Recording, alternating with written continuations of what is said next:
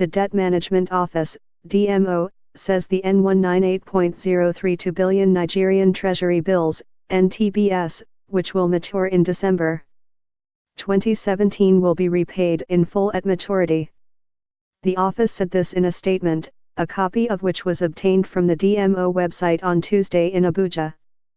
According to it, the N198.032 billion comprises N131.415 billion and N66.617 billion of NTBS, which will mature on December 14 and 21, 2017 respectively. Before now, the practice has been to roll over NTBS at maturity. It will be recalled that the government had announced plans to refinance some maturing domestic debt with external borrowing as part of its overall debt management strategy of reducing debt service costs.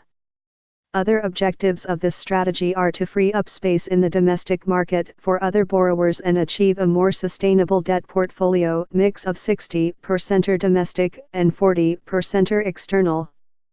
It also said that the redemption over time would help reduce the refinancing risk associated with short-term borrowings through NTBS with tenors of 91, 182 and 364 days.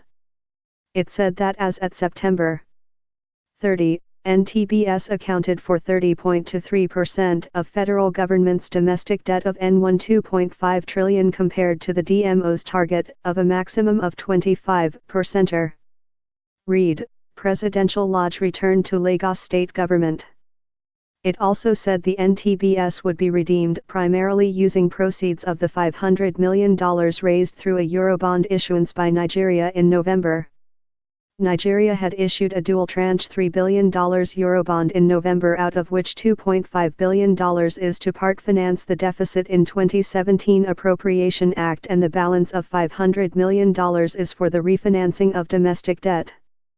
By redeeming the N198.032 billion NTBS, the government is not only implementing its debt management strategy but also providing liquidity to the financial system. This is to enable the private sector access credit from banks and issue securities in the domestic market to raise funds. The DMO expects operators in the market to use this opportunity to develop the other segments of the debt capital market such as corporate bonds. The strategy of enabling the private sector to access funds and possibly at a lower cost than was hitherto possible is consistent with the government's policy of a private sector-led growth, the statement said.